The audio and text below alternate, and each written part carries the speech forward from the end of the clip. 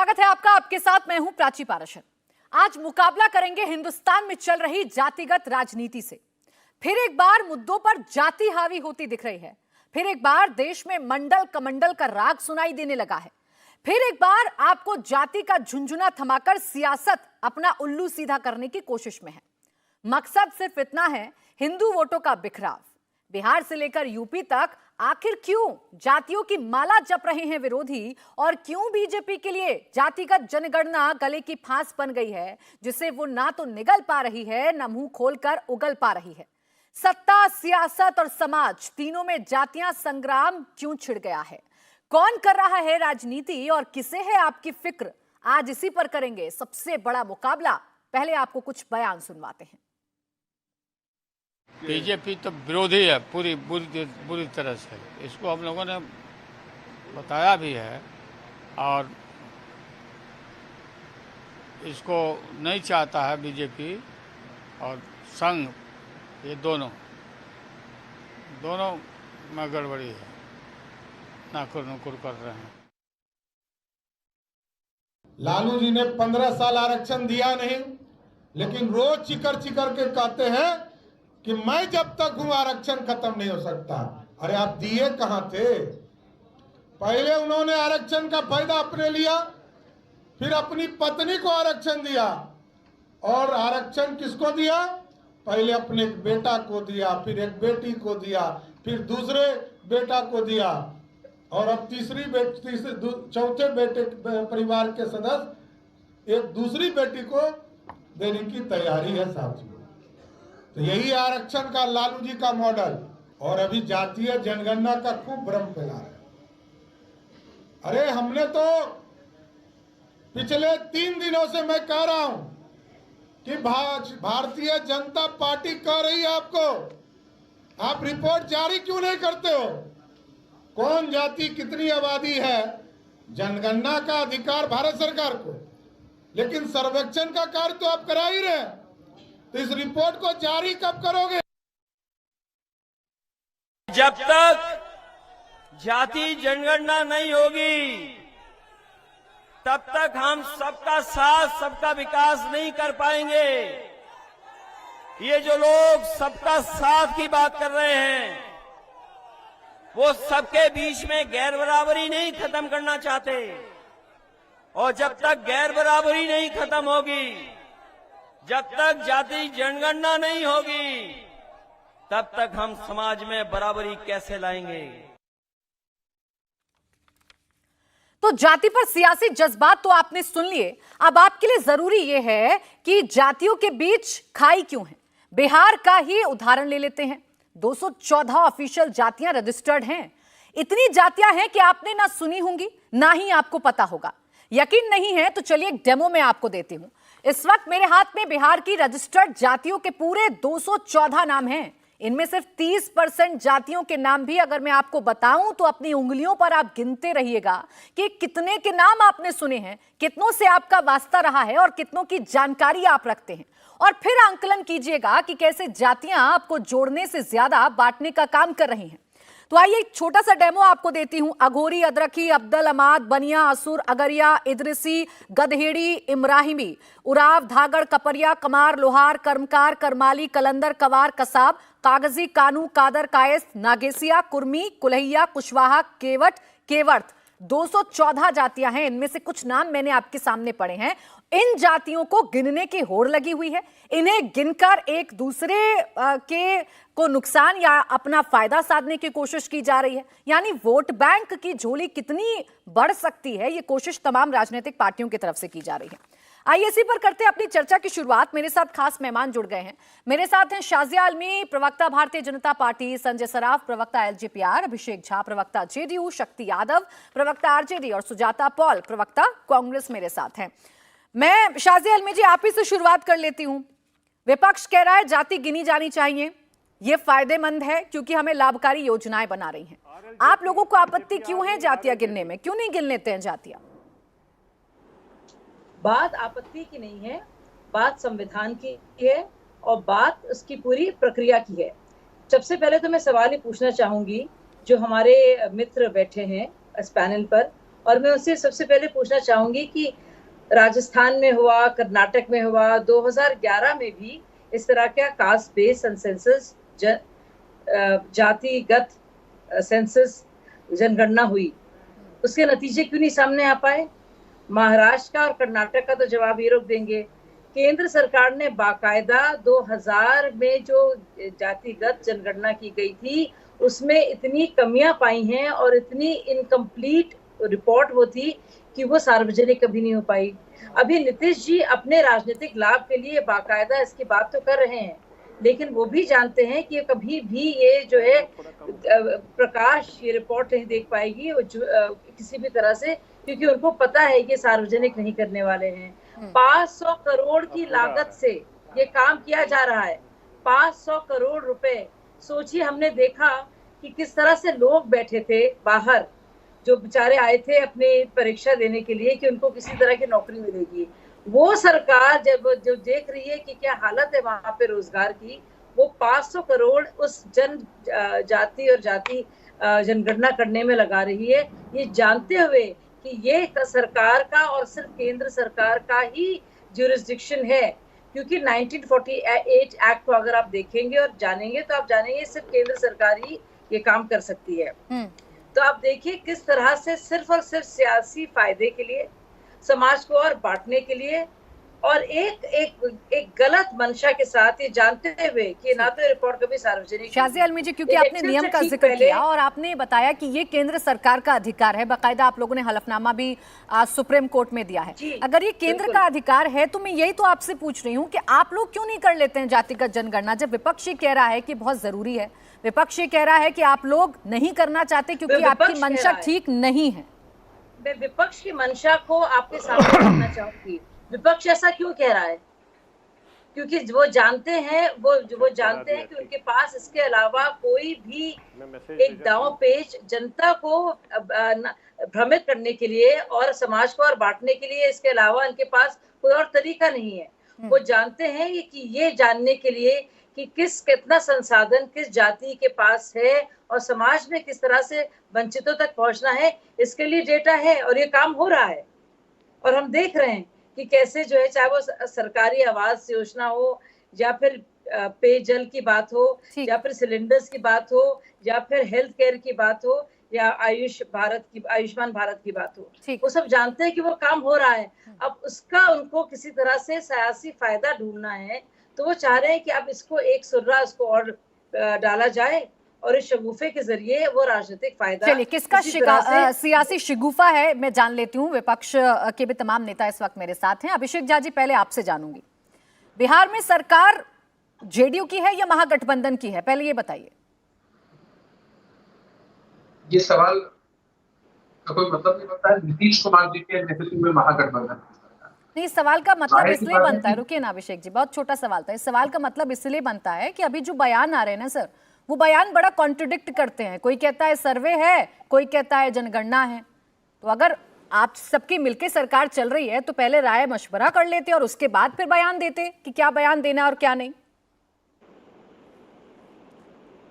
इस बात की जानकारी इनके बयान को कोट करके आप ये बातें, जहां तक मेरी समझ, कोई भी व्यक्ति अगर न्यूज़पेपर्स को पढ़ता होगा या सरकार के किसी भी दस्तावेज, मेरे हाथ में बहुत सारे दस्तावेज हैं जिसमें कोर्ट के सभी फैसलों के विषय में भी कहा गया है।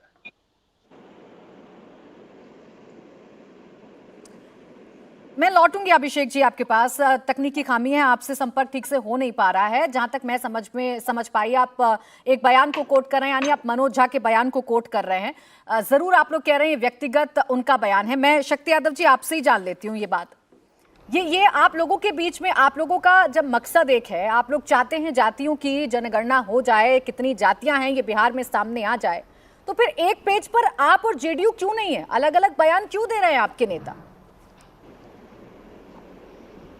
प्राच्य निर्वाता की अपेक्षा चाहूंगा। जी जी, हमने कभी नहीं कहा, और हमने दो बातें कही। हमने कहा कि जाति गणना लोग कर रहे हैं, जाति जनगणना कर रहे हैं, ये जाति सर्वे है, एक कास्ट सर्वे है। मनोज झा जी ने भी वही बात कही है, कास्ट सर्वे की चर्चा की है, उस पर उन्होंने पूरी तौर पर समझाया और कहा भी है। क्योंकि मैं उस प्रेस कॉन्फ्रेंस में शामिल था मुख्य प्रवक्ता होने के हैसियत से। एक बात जानिए, इसके जद में जाइए ना, 2011 में पार्लियामेंट के अंदर में आदरणीय लालू जी ने, मुलायम सिंह जी ने और शरद जी ने इन सवालों को जब उठाया था, तत्कालीन वित्त मंत्री प्रणब मुखर्जी साहब थे। 5000 करोड़ का बजट एलोकेशन हुआ, जातियां किसने छिपाई? जब तत्कालीन मरहूम वित्त मंत्री अब उस आज नहीं है दुनिया में, उन्होंने सब कुछ तो बता दिया, लेकिन कास्ट इसलिए छिपाया का डाटा जो है खराब हो चुका है, कास्ट उन्होंने बताया नहीं। सवाल इसलिए सामने है, मौजूद भी है और सामयिक भी है। हम ये जाति के आधार पर ये नहीं, हम तो चाहते हैं कि समावेशी विकास के लक्ष्य को प्राप्त करने के लिए एक साइंटिफिक डाटा राज्यों के पास भी होना चाहिए और केंद्र के पास भी होनी चाहिए। और ये भारत सरकार का दायित्व था कि वो कास्ट सर्वे कास्ट सेंसस करवाती, जाति जनगणना कराती, लेकिन उन्होंने तो पार्लियामेंट के अंदर में नकार दिया। जाति पार्लियामेंट में गिनाएंगे कि मंत्री कौन कौन जाति से बनाए हैं, लेकिन उसमें निजता भंग इनकी नहीं होगी, प्राइवेसी भंग नहीं होगी, जातीय द्वेष नहीं फैलेगा। जाति अपना बताएंगे कि हम अत्यंत पिछड़ा का बेटा है, ये सवाल। लेकिन सबसे बड़ा सवाल है कि उनके उन्नयन के रास्ते जो गरीब हैं, लाचार हैं। अब बताइए कि इस देश में 51% अगर दिहाड़ी मजदूर है, किस जाति के हैं, किस धर्म के हैं, क्या जानने का अधिकार नहीं है? एक साइंटिफिक डाटा रखने का अधिकार नहीं है? 13% से अधिक लोग जब एक कमरे में रहने पर मजबूर है, तो क्या उनके उन्नयन के रास्ते नहीं ढूंढे जाने चाहिए? जब हजारों करोड़ रुपया हम यूं ही जया करते शक्ति यादव जी, आप ये जो कह रहे हैं, आपकी मंशा बहुत अच्छी है, आप लोगों की मंशा बहुत अच्छी है, आप बिहार के लोगों को, आप देश के लोगों को फायदा पहुंचाना चाहते हैं। लेकिन मुझे बताइए सर, ये आरक्षण के लिए आप जातिगत जनगणना करना चाहते हैं या इसके पीछे आप और कुछ और वजह है? एक बात कहना चाहता हूँ, देश में सीलिंग टूट गया, 50% आरक्षण का बैरियर टूट गया। आप पता कर लीजिए, आप जानते हैं, अच्छे एंकर हैं, चीजों को समझते हैं। जो कमीशन की रफ्ते थी, उस बैंडिंग को तोड़ दिया गया इस देश के अंदर में। अब सवाल ये उठता है कि जिसकी जितनी जनसंख्या भारी, क्या उसको भागीदारी नहीं मिलनी चाहिए? जो शैक्षणिक रूप से, आर्थिक रूप से कमजोर है, शिक्षा से, चिकित्सा से, रोजी से, रोजगार से वंचित है। सीधी बात कहिए ना कि आप आरक्षण को लेकर ये करना चाहते हैं। जेडीयू, एक सेकंड सर, जेडीयू कहती है कि हम जन कल्याणकारी योजना लेकर लाना चाहते हैं। जाति नहीं कहा, आप सीधा कहिए ना कि आप आरक्षण की वजह से आरक्षण का दायरा बढ़ाना चाहते हैं। आप लोग क्यों घुमा कर कह रहे हैं? नहीं, मैंने कहा किसी जाति का, किसी जाति में, किसी धर्म में गरीबी, गुर्बत, लाचारी, बेबसी, अशिक्षा अगर है तो उस समस्याओं का ढूंढ निकालना सरकार का दायित्व है। हम वेलफेयर स्कीम चलाते हैं, हम सैकड़ों करोड़ रुपया, हजारों करोड़ रुपया खर्च करते हैं, लाखों करोड़ रुपया खर्च करते हैं। क्या वो जो आदमी पीछे है वो पीछे रहेगा?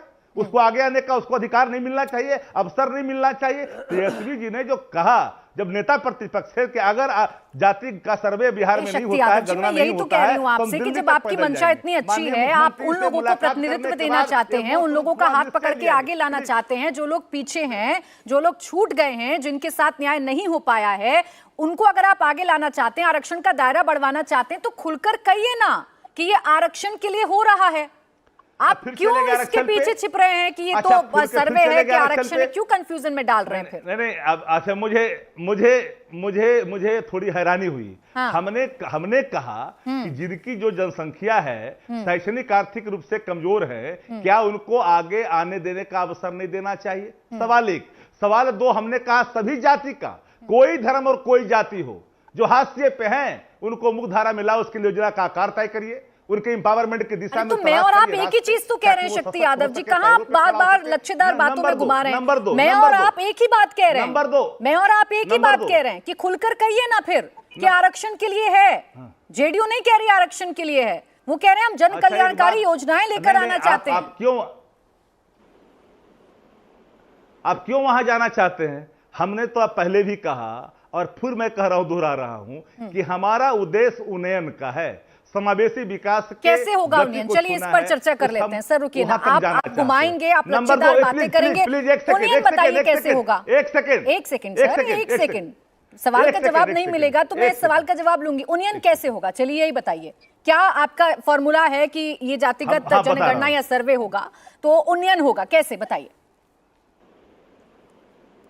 मैं राज्य की सरकार उसके लिए योजना का अलग से बजट प्रोविजन करेगी, योजना का आकार तय करेगी, उसके लिए खाका देगी, ताकि जो गरीब हैं, लाचार है, हाशिए पर है, अशिक्षा जहां है, उनके लिए विभिन्न विभागों में विभिन्न जगहों पर उनके कार्यक्रमों के लिए, उनके रास्ते को बढ़ाने के लिए हम बजट का आकार बनाएंगे। और जो फजूल यूं ही जया होता है, अच्छा बताइए, यानी कि आरक्षण इसका मकसद नहीं है ना, यही तो जानना चाह रही थी शक्ति यादव जी। आप इतनी बड़ी बड़ी बातों में मुझे घुमा रहे थे। मनोज झा जी के बयान को आपने कोट किया, उन्होंने तो ये बात कही ना कि आरक्षण के दायरे को बढ़ाने के लिए आंकड़ा चाहिए।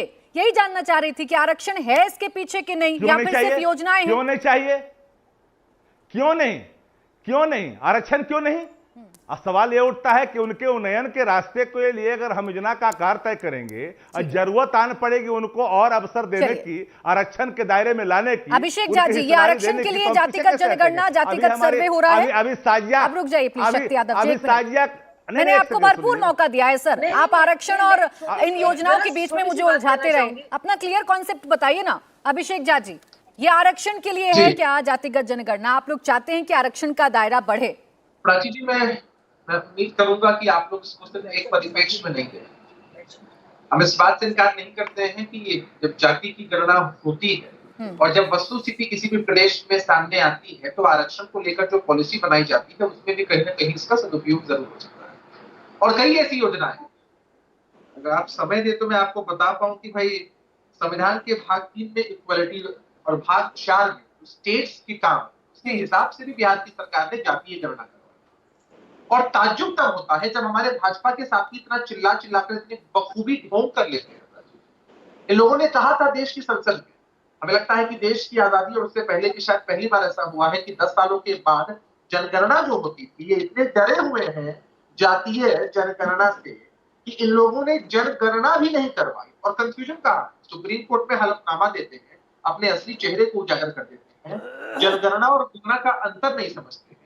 बिहार की सरकार ने आपके उन्मुख रवैये के बाद ये फैसला किया कि अपने खर्च पर बिहार की सरकार जातीय गणना करवाए। और सिलसिलेवार तरीके से देखिए ना, पर्दे के पीछे और पर्दे के आगे से लोगों ने कितनी साजिशें रची। बीजेपी जो कर रही है सर, एक मिनट अभिषेक जी, बीजेपी जो कर रही है वो सवाल मैं बीजेपी से ले रही हूं और मैं शाजिया अलमी जी से पूछूंगी। मेरे जो आपसे सवाल थे, यानी अभिषेक झा और शक्ति यादव दोनों ये क्लियर कर रहे हैं। अभिषेक जी, आप ये क्लियर कर रहे हैं कि ये जातिगत जनगणना है, जनगणना नहीं, जातीय गणना है। It is survey not census. Survey है ना, अधिकार जातीय जनगणना यही कहा जाता है। मैं इसीलिए आप मुझे तो अभिषेक जी, तो सर्वे के लिए तो बीजेपी कहाँ मना कर रही है? फिर आप क्यों बयानबाजी कर रहे हैं? हलफनामे में तो लिखा गया है। मैं आपको बताता हूँ, देखिए सेंसस वर्सेस सर्वे की कुछ संस्थाएं थोड़ा ये शांत जगह में बता पाऊँ, ये दोनों कंफ्यूज है। यूथ फॉर इक्वालिटी एक संस्था है, प्राची जी, यूथ फॉर इक्वालिटी एक संस्था है। और उस संस्था में कौन है? प्रोफेसर संजीव कुमार राजीव है, प्रोफेसर कपिल कुमार है। इनकी तस्वीरें जरा देखिए ना, तस्वीरें देखिए, नहीं कपिल कुमार की तस्वीरें देखिए। अभिषेक जी, मैं किसी की तस्वीरें देखने नहीं बैठी हूँ सर, एक छोटा सा कंफ्यूजन था। एक मिनट अभिषेक जी, मैं वो कंफ्यूजन दूर करना चाह रही थी और वो कंफ्यूजन दूर हो गई जब ये जनगणना नहीं है, ये सर्वे है और आप ये कह रहे हैं कि ये गणना है। तो फिर बीजेपी भी तो यही कह रही है, फिर आप क्यों बयान दे रहे हैं कि ये देखिए इनका चेहरा उजागर हो गया? आप दोनों सेम पेज पर हैं। अच्छा, बीजेपी को अगर आप आपके आकलन के हिसाब से भारतीय जनता पार्टी से, मैं रुक जाइए, मुझे बोलने का मौका बोलिए। तो भारतीय जनता पार्टी की अगर जनगणना हो जाती पूरे देश में जाति आधारित, तो ये मसला ही नहीं होता। पहले लोगों ने इसके खिलाफ अपना स्टैंड रखा। दूसरा, बिहार में जब जातीय गणना हो रही थी तब भी ढोंग किया। और अगर बीजेपी इसके समर्थन में है, मैं चैलेंज देता हूँ, शाजिया जी आप बैठी हुई है, भाजपा शासित प्रदेशों में बताए कि कब जातीय गणना होगी, कब पिछड़ी जाति के लोगों को उनका अधिकार मिलेगा, या सिर्फ जाति का इस्तेमाल ये लोग चुनाव के समय अपनी जाति बताने में, अपने मंत्रिमंडल की जाति बनाने में करेंगे। संजय सराफ जी, सर देखिए अभिषेक जी, जब मैंने आपसे पूछा कि भारतीय जनता पार्टी भी तो यही कह रही है, बिहार में आपको सहमति दे दी है, फिर इस पर इतना विवाद क्यों, इस पर इतनी सियासत क्यों? तो आप इनके शासित राज्यों में चले गए। सर मुझे जो दिख रहा है मैं उस पर सवाल पूछ रही हूँ। अभी शाजिया जी जल्दी से छोटा सा रिएक्शन दे दीजिए। करवाएंगे क्या अपने शासित राज्यों में? करवाएंगे क्या केंद्र में? रुक जाइए, एक सेकंड संजय जी, शाजिया जी छोटा सा जवाब दे दीजिए इस पर। देखिए, अभी भी जेडीयू के हमारे मित्र अभिषेक ने बहुत सारी बातें रखी। अब एक छोटा सा सवाल मैं पूछना चाह रही हूँ, क्या हुआ 2014-2015 में? सिद्धरमैया जी की सरकार यही कहा कि सेंसस अलाउड है नहीं, जुरिसडिक्शन के बाहर है। 1948 का एक्ट साफ साफ बताता है कि ये इसकी अनुमति है नहीं। तो कहा कि सोशल और इकोनॉमिक सर्वे होगा, यानी कि सामाजिक और आर्थिक पैरामीटर्स लेके जाएंगे और उसके आधार पर आप एक सर्वे करेंगे। सर्वे हुआ, अब उस सर्वे में बड़े शान शौकत से हुआ, 192 करोड़ उसमें भी लगे, उसकी लागत आई। सर्वे में क्या निकल के आया कि 192 नई आप कराएंगे कि नहीं कराएंगे? शाजिया मुझे ये जो पूछ रहे हैं वो ये पूछ रहे हैं कि आप कराएंगे कि नहीं कराएंगे? अगर आप सुन रही होती मेरी बात तो आपको जवाब मिल जाता, आपको सवाल पूछना नहीं पड़ता। अरे मैं सुन रही हूँ मैडम, कोई क्लियर जवाब नहीं आया आपका। आप मुझे कांग्रेस की तरफ ले गई, आप कर्नाटक की बात करने लगी। नहीं, मैं सुन रही हूँ आपकी बात। बोले जा रही है लगातार, मैं लगातार नहीं बोल रही हूँ, मैं आपसे काउंटर क्वेश्चन तो करूंगी ना मैडम। मैं अपनी बात को खत्म करूंगी। देखिए, आपने बीच में बहुत कोशिश की, लेकिन मैं जो हूँ अपनी बात को खत्म करूंगी। तो फिर तो यही बात होगी शाजिया जी, जो आप सोच कर आई हैं वही बोलेंगी, सवालों के जवाब देंगी नहीं। क्यों नहीं दे रही हैं आप? मुझे बोलने क्यों नहीं दे रही हैं? तो 192 नई जातियां निकल कर आई और वो सिद्धरमैया जी ने उसको कभी सार्वजनिक नहीं होने दिया। और यही सवाल मैं पहले से पूछ रही हूँ, क्योंकि मुझे मालूम है इसमें क्या होना है। ठीक है, क्योंकि वो जानते हैं अच्छी तरह से कि कुछ भी नहीं है इलेक्शन से पहले उनके हाथ में। तो इसका शगुफा छोड़ दो, 500 करोड़ बर्बाद कर दो जनता के पैसे। ठीक है शाजिया जी, यानी आपको भी जो विपक्ष के शासित राज्य हैं आप उन पर नजर गड़ाए बैठी हैं, आप करेंगे कि नहीं करेंगे इस बात का जवाब नहीं देंगे आप। अब रुक जाइए मैडम। सुजाता पॉल जी, आप ये दोहरा रही हैं बात मैडम, आप पहले जवाब में भी मुझे यही बता रही थी। सुजाता पॉल जी, जवाब दिया है मैंने, उसका जवाब आपको दिया। सुजाता पॉल जी, आपको जवाब मिल गया। मैं सुन रही हूँ मैडम, मैं यहाँ सुनने के लिए ही बैठी हूँ, लेकिन आप लोग कितने लच्छेदार बातों में घुमा देते हैं ये मेरे दर्शक भी जानते हैं। सुजाता पॉल जी, ये जो जातिगत जनगणना है जिस पर इतना बवाल हो रहा है, क्या ये राज्यों का अधिकार होना चाहिए, केंद्र का अधिकार होना चाहिए? क्या है आप लोगों का स्टैंड? रुक जाइए शाजिया जी, अब एक सेकंड रुक जाइए। सुजाता जी, देखिए, बहुत ही इंटरेस्टिंग हो रहा है ये पूरा का पूरा मामला जो है। आपको पता है कि इसमें इंटरिम ऑर्डर दिया था, स्टे किया था माननीय उच्च न्यायालय ने। उसके बाद उच्चतम न्यायालय में जब ये मामला गया तो इसमें कोई स्टे नहीं मिला, मगर उच्च न्यायालय ने जब इस मामले का निस्तारण किया तो उन्होंने कहा कि न्याय के साथ विकास करने के लिए इस तरह का जातिगत चढ़ना जो है इस पर कोई रोक नहीं लगाई जाएगी, उसके लिए किया जा रहा है, तो ये ठीक है। लेकिन अभी जो बातें करी जा रही है उसमें एक चीज हम नहीं भूल सकते कि जो केंद्र ने अपना एफिडेविट जमा किया था उस शपथ पत्र में उन्होंने पहले ये कहा कि इसमें केंद्र के अलावा किसी को अधिकार नहीं है इस जातिगत जनगणना को करने का। उसके बाद उसके पैरा 5 में गलती त्रुटि बताते हुए उसको वापस लेकर दोबारा एक एफिडेविट जमा करा गया जिसमें ये कहा कि जो कॉन्स्टिट्यूशन है वो और सेंसस एक्ट 1948 वो केवल केंद्र को अधिकृत करता है।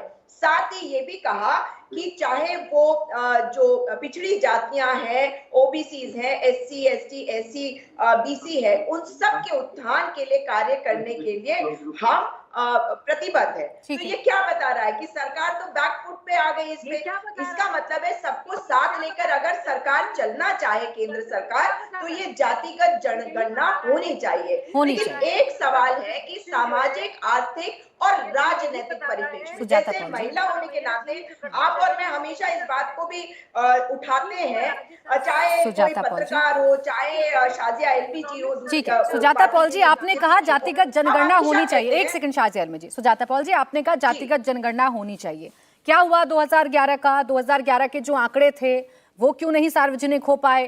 कर्नाटक में 2014 और 15 में जो जनगणना आपने करवाई, क्यों फिर उसे आपने आर्थिक और सामाजिक आंकड़े में कन्वर्ट कर दिया? जब इतना जरूरी था तो आप अपने शासित राज्यों में भी तो करें ना, दिखाएं, एग्जाम्पल सेट करें। रिपोर्ट सामने नहीं आई। नहीं, आपने बहुत अच्छा सवाल किया, इसका जवाब देना भी जरूरी है। बोलिए। जो 2011 में जातिगत जनगणना की बात आप कर रहे हैं, उसे हम इसलिए पब्लिक भी नहीं कर पाए थे क्योंकि हमारे पास ऐसा मैंडेट भी नहीं था जैसा आज भाजपा की सरकार के पास है, और ये बात हम बार बार कह चुके हैं।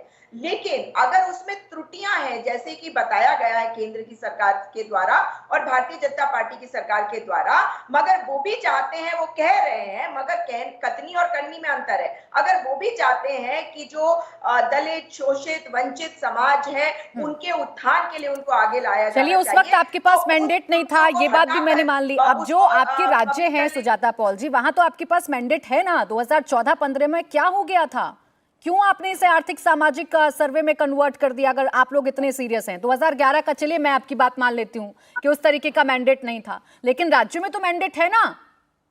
नहीं, सुनिए, अभी भी तो यही कहा जा रहा है ना केंद्र की सरकार के द्वारा कि सरकार तो सबकी होती है। अभी सरकार का स्टैंड क्या है? सरकार कह रही है कि केवल हम अधिकृत है इसे करने के लिए। तो हमने अपने आप को अधिकृत किया था करने के लिए, लेकिन उसमें ठीक है संजय सर, अलायंस सुजाता पॉल जी, आप भी जान रही हैं कि मैं आपसे क्या पूछ रही हूँ और आप किस चीज को इग्नोर कर रही हैं। एक मिनट। अब संजय सराफ जी, आप लोगों की मंशा क्या है? पूरा विपक्ष ये पूछ रहा है कि आप लोगों की मंशा में दरअसल खोट है। लगता है आप लोगों को कि जो आपका हिंदू वोट है वो जाति में जुड़कर, जैसा विपक्ष कह रहा है, या जाति में बंटकर टूट जाएगा, इसीलिए ये ऐसा निवाला बन गया है आप लोगों के लिए कि ना आप निगल पा रहे हैं ना इसे उगल पा रहे हैं। देखिए, हमारी मंशा बहुत क्लियर है। हम लोग 24 का इलेक्शन है, हम विकास के मुद्दे को लेकर लड़ रहे हैं।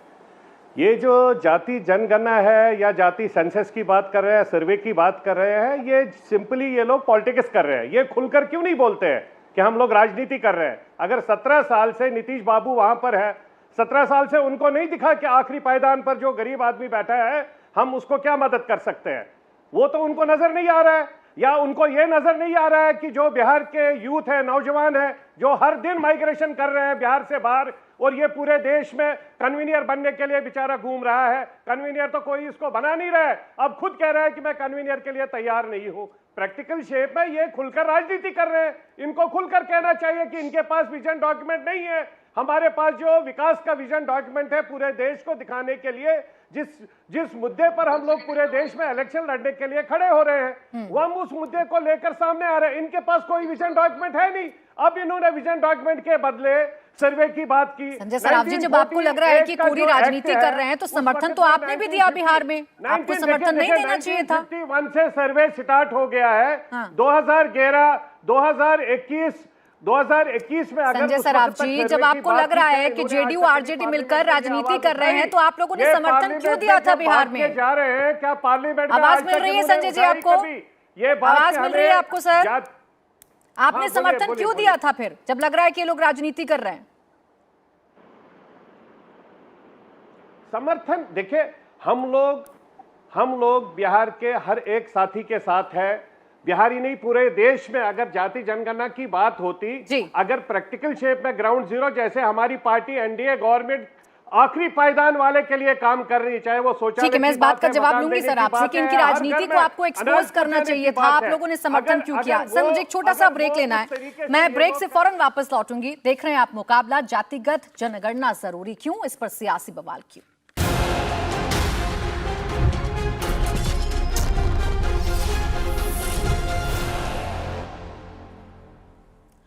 ब्रेक के बाद स्वागत है। आप देख रहे हैं मुकाबला जातिगत जनगणना, जातिगत सर्वे। इस नाम पर इतना बवाल क्यों मचा हुआ है? 2024 में क्या चुनाव अब जातियों के आधार पर लड़ा जाएगा? इसी पर लगातार चर्चा जारी है। अभिषेक झा जी, क्या इसे कोरी राजनीति का स्टंट समझा जाए? क्या इसे सियासी स्टंट समझा जाए? जैसा बीजेपी कह रही है, बीजेपी के सहयोगी दल कह रहे हैं कि आपको बिहार की चिंता नहीं है। अगर चिंता होती तो आप 17 साल से काबिज हैं ना सीएम की कुर्सी पर, आपको तब क्यों नहीं याद आई कि आपको जातिगत जनगणना या जातिगत सर्वे आपको कराना है? प्राची जी, मैं चाहूंगा कि हमारा जो डिबेट है वो बहुत इंपॉर्टेंट है और वो कॉन्सेंट्रेटेड रहे इसी इशू पर। कोई कन्वेनर की चर्चा करने लगता है इंडिया और एनडीए गठबंधन की चर्चा करने लग जाता है। दूसरा, हम लोग पूरी तरीके से आशान्वित। नीतीश कुमार जी ने जब से सत्ता की बागडोर संभाली तब से 2011 में सेंसस, और उसमें चीजें टेक्निकल थी और उसके बाद की सरकारों ने भी कह दिया कि भाई नहीं हो पाएगा। हम लोग आशान्वित थे 2021 के कि 2021 में तो जाति आधारित जनगणना जरूर है। और वो कहते हैं ना कि अगर आश्वासन दिया जाए तो लोग उस पर थोड़ी देर के लिए विश्वास करते हैं। भारतीय जनता पार्टी के लोगों ने सदन के अंदर, इनके मंत्री ने आश्वासन दिया तो हम लोग इस पर टिके हुए। लेकिन जब इनका रवैया सामने आना शुरू हुआ तब हमें लगा कि बहुत देर हो चुकी है और हमारे पास जो संसाधन है हमें उनसे आगे बढ़ना चाहिए और हम उसी हिसाब से आगे बढ़ना। हमारा कोई एजेंडा वोटों पर आधारित नहीं। अभी बोल रहे थे एलजेपी आरएलजेपी के साथी, सबसे मेरा बस एक छोटा सवाल है प्राची जी, मैं उस वक्त उंगली इसलिए उठा रहा था, इनसे पूछिए कि आज की तारीख ये बिहार में हो रहे जातीय गणना के पक्ष में है कि नहीं, और चाटुकारिता की राजनीति छोड़कर क्या ये केंद्र की सरकार से मांग कर सकते हैं कि पूरे देश में जाति आधारित जनगणना हो, या जहां भी भाजपा का शासन है वहां की सरकारों से मांग कर सकते हैं कि आप जो सवाल पूछ रहे हैं उसका जवाब तो बीजेपी के तमाम नेताओं की तरफ से दिया जा रहा है। कई बयान हमने चलाए हैं, सुशील मोदी जी का बयान हमने चलाया है कि जातिगत सर्वे पर कोई दिक्कत नहीं है, आप लोगों को समर्थन भी दिया था इन्होंने। आप दोबारा पूछकर क्या हासिल करना चाह रहे हैं? ये अपने द्वारा संपोषित संस्थाओं, उन संस्थाओं के माध्यम, ये कौन है? संगीत राही, यूथ फॉर इक्वालिटी के व्यक्ति, इनकी तस्वीर देखिए किसके साथ, इनकी तस्वीर है गृह मंत्री अमित शाह जी के साथ, इनकी तस्वीर किनके साथ? अब एक तस्वीर से आप लिंक निकालने लग जाएंगे सर, रुकिए ना, पहली बात तो मैं इस चर्चा में जाना नहीं चाह रही थी। एक तस्वीर से आप लिंक निकालने लग जाएंगे तो फिर मैं पूछूंगी ना आपसे कि आप लोगों की मंशा क्या थी? आपने कोर्ट में लिखकर दिया था क्या? आपने कोर्ट में लिखकर दिया था कि आप आरक्षण के लिए करना चाहते हैं? कोर्ट में ये मसला नहीं होता है प्राची, मसला ये है कि जिस स्पेशल इशू के लिए हम ये काम करा रहे हैं हम उस पर कॉन्सेंट्रेटेड हैं। नहीं सर, क्यों नहीं होता है कोर्ट में मसला? आप जातिगत सर्वे कराएंगे तो आप अपनी मंशा तो बताएंगे ना। क्या आपने आरक्षण बताया था? मंशा बता दी है कोर्ट में, आरक्षण बताया था, फिर हमने अपनी मंशा बता दी है प्राची जी, और हम उससे अडिग नहीं है।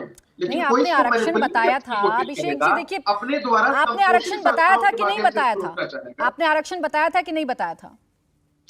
आप मुझे एक बात बताइए कि आरक्षण का बेस क्या होता है? किसी स्टेट में आरक्षण का बेस यही होता है कि किस जाति से आने वाले लोग। अब सर सवाल का जवाब सवाल होने लगे तो फिर हो गई चर्चा। मैंने आपसे एक सवाल पूछा, आप उल्टा मुझसे सवाल पूछ रहे हैं। आप ये बताइए आरक्षण लिख कर दिया था कि नहीं दिया था? दीजिए प्राची जी, मैं बताने को तैयार हूँ पूरी तरह। हाँ तो सीधा जवाब दीजिए ना सर, क्यों आदत है आप लोगों को गोल मोल घुमाने की? आर्थिक स्थिति क्या है, किन समाज से आने वाले व्यक्तियों की आर्थिक स्थिति क्या है, ये भी चाहना सरकार की प्राथमिकता।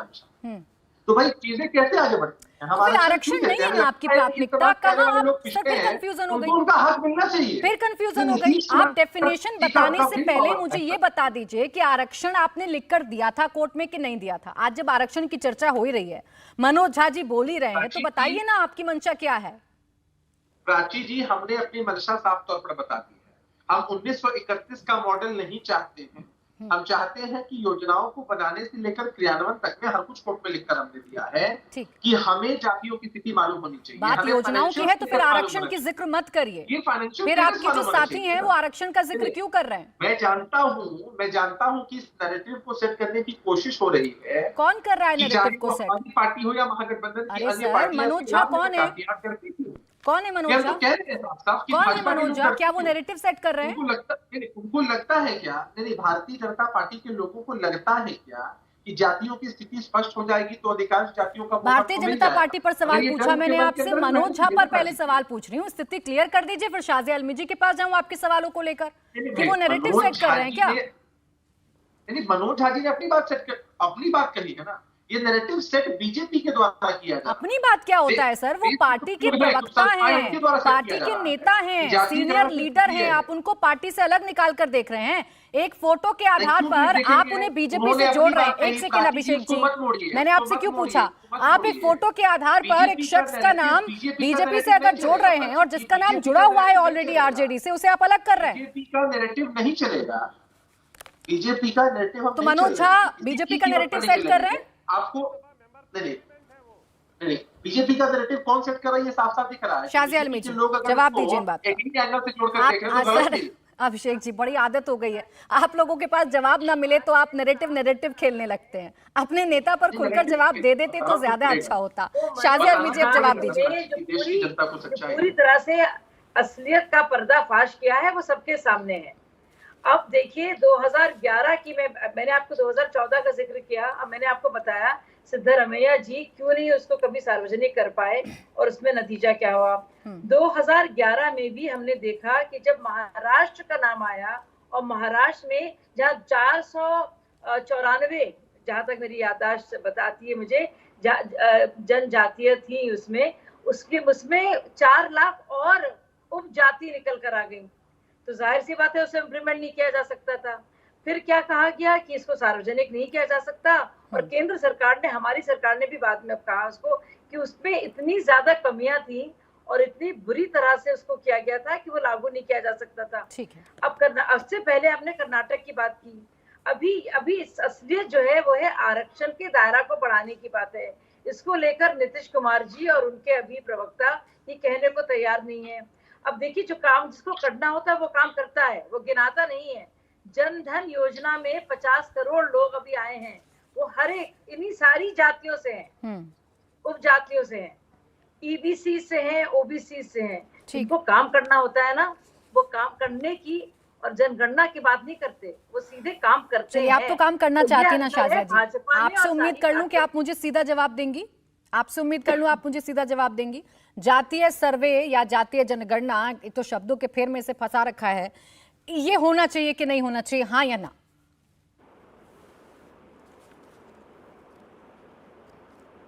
शाजिया जी, होना चाहिए कि नहीं? देखिए, जिस तरह से सर्वे की बात कही गई थी, बाकायदा आपने सुना भी हमारे बयान, चाहे वो सुशील मोदी जी हो, किसी को किसी से ऐतराज नहीं है, लेकिन जो अभी 500 करोड़ रुपए खर्च करके सेंसस किया जा रहा है और उसको सर्वे कहा जा रहा है, वो संविधान का उल्लंघन है। लेकिन इस सर्वे को आप लोगों ने सहमति तो दी थी ना शाजिया आलमी जी, आप लोगों ने सहमति दी थी कि नहीं दी थी बिहार में? दायरे में आकर संविधान का उल्लंघन है, क्योंकि इसकी इजाजत ही नहीं है। शाजिया जी, आप लोगों ने इस पर सहमति दी थी कि नहीं दी थी? हलफनामा बाकायदा है, बिल्कुल बहुत लंबा चौड़ा हलफनामा है, और उसमें बाकायदा टेक्निकल तौर पर भी और नैतिकता के तकाजे से भी उसमें बताया गया है क्यों ये संभव नहीं है। लेकिन बिहार सरकार अभी हलफनामे पर मैंने चर्चा कर ली। एक सेकंड शाजिया जी, हम दोनों दो अलग बात कर रहे हैं। आप हलफनामे की बात कर रही हैं और मैं बात कर रही हूं कि जब बिहार सरकार ने, आ रही हूं मैं शक्ति जी, जब बिहार सरकार ने बात की जनगणना की या सर्वे की, तो आप लोगों ने सहमति दी थी ना? आप लोगों के नेताओं की तो बयान है ना कि हमें कोई आपत्ति नहीं है, तो फिर कैसे ये असंवैधानिक हो गया? देखिए, संवैधानिक ऐसे है क्योंकि संविधान कहता है, 1948 का सेंसस कहता है।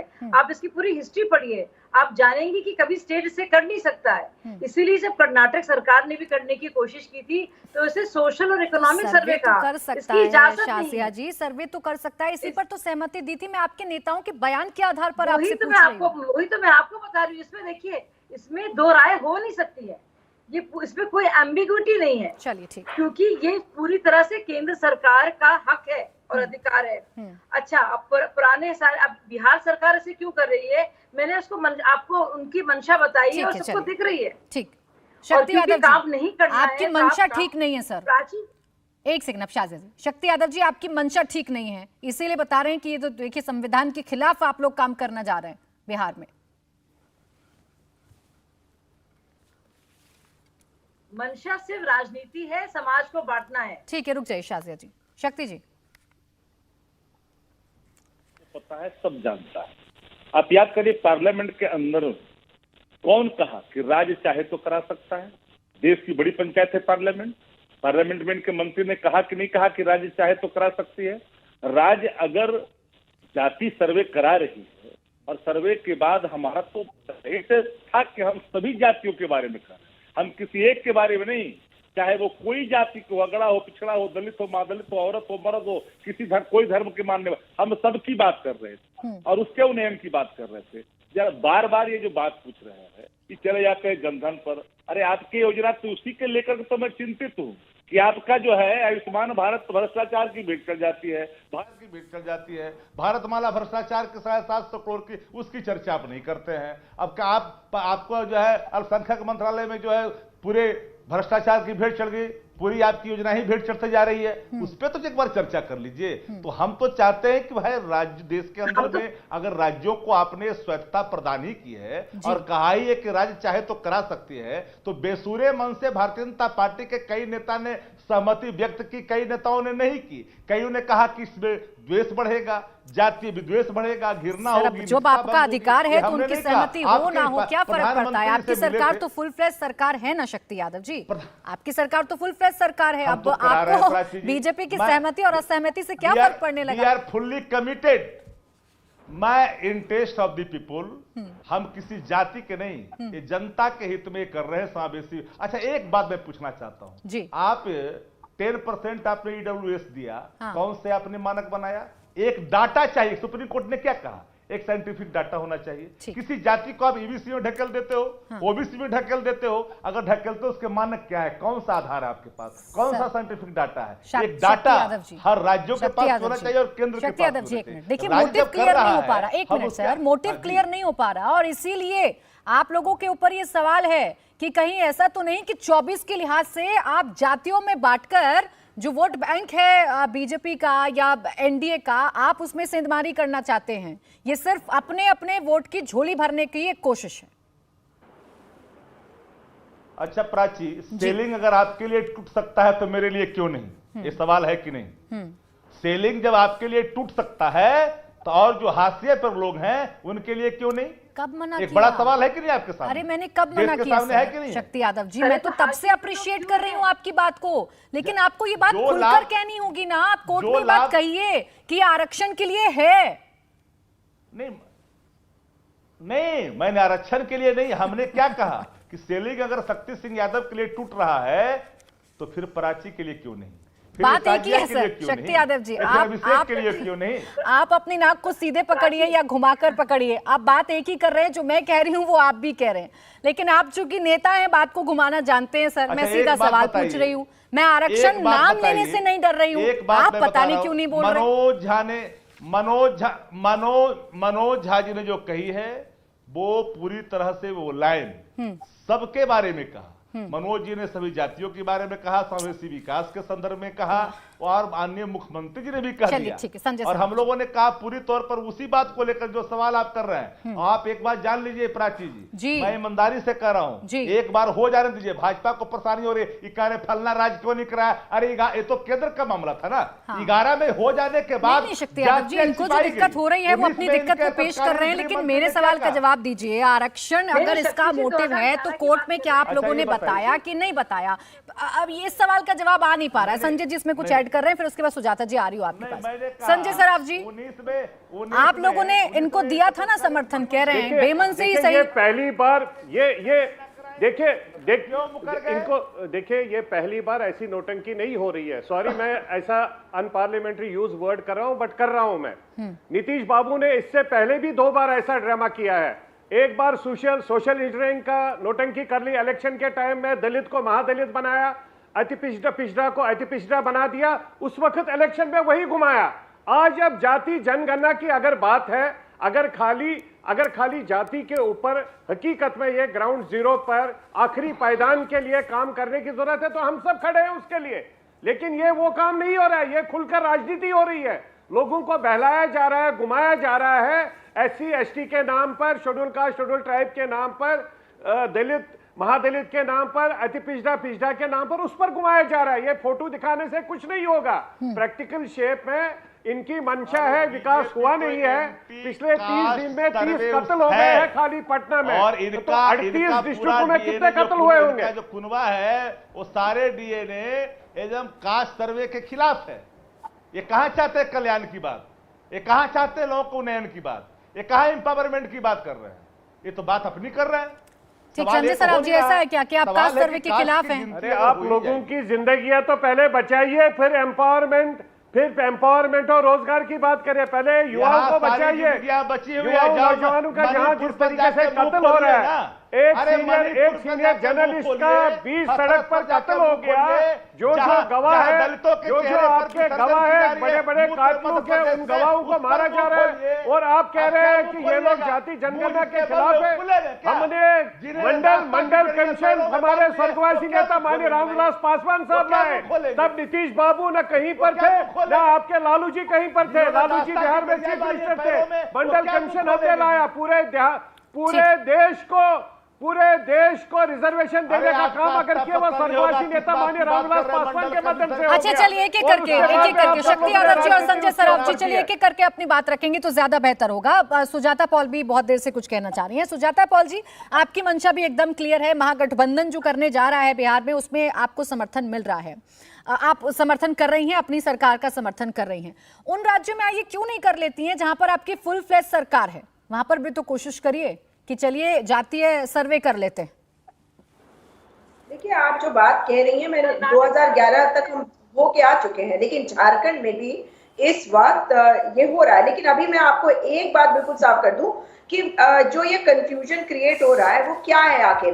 क्या सभी पार्टियां इंक्लूडिंग भाजपा नहीं चाहते कि न्याय संगत प्रतिनिधित्व हो? अगर 100 लोग हैं और 100 में से 10 लोगों का रिप्रेजेंटेशन छूट जाए तो क्या ये इनके भी हित में होगा?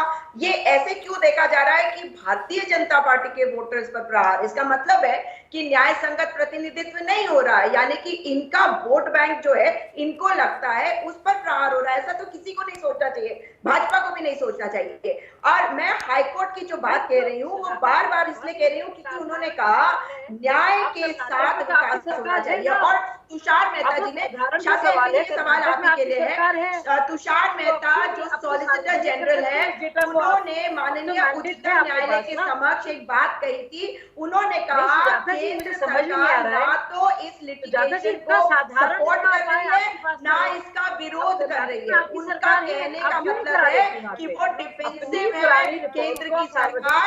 अच्छा, एक मिनट शाजिया जी, एक मिनट। सुजाता पॉल जी, एक मिनट मैडम, एक मिनट। हाई कोर्ट की बात या आपके इंडिया गठबंधन की बात, विपक्षी नेताओं की बात, या क्या होना चाहिए एथिकली इस देश में उसकी बात? एक मिनट सुजाता जी, ये सारी बात क्या आपको राजस्थान में समझ में नहीं आती, कर्नाटक में समझ में नहीं आती, छत्तीसगढ़ में समझ में नहीं आती, हिमाचल प्रदेश में समझ में नहीं आती? वहां तो आपकी सरकारें हैं। आप दीजिए मैसेज बीजेपी को कि भाई हम सेलेक्टिव नहीं है। और प्राची सारा डेटा इनके पास है, इन्होंने बाकायदा 192 करोड़ रुपए। एक सेकंड शाजिया जी, एक सेकंड रिपोर्ट बनवाई है। एक सेकंड शाजिया जी, बोलिए सुजाता जी। मेरा सवाल सुजाता जी से, एक मिनट शाजिया जी, मुझे जानने दीजिए, बोलिए। 2011 में हुआ था, हाँ। वैसे ही हम चाहेंगे कि केंद्र सरकार इसमें आगे बढ़े। अगर ओडिशा तो एनडीए का अलायंस है ना, उनके अलायंस पार्टनर है, वो भी करवा रहे हैं, झारखंड में भी हो रहा है और बिहार में भी हो रहा है। तो अगर ऐसा हो रहा है तो क्या केंद्र की सरकार को क्या पूरे देश में जातिगत जनगणना नहीं करनी चाहिए? अरे ये तो नहीं करवा रहे ना सुजाता पॉल जी। मैडम आप मेरा सवाल एक मिनट पहले सुनिए। एक सेकंड शाजिया जी, आप भी रुकिएगा, आप पहले मेरा सवाल सुनिए। ये लोग तो नहीं करवा रहे ना आपकी नजर में, ये लोग तो करवा ही नहीं रहे। एक सेकंड शाजिया जी, ये लोग तो करवा ही नहीं रहे। आप तो कह रहे हैं इनकी मंशा ठीक नहीं है। आप लोगों की मंशा ठीक है ना, तो आप क्यों नहीं करवा रही कांग्रेस शासित राज्यों में? केंद्र तो करवा ही नहीं रहा, ये तो आपने सबके सामने रख दिया।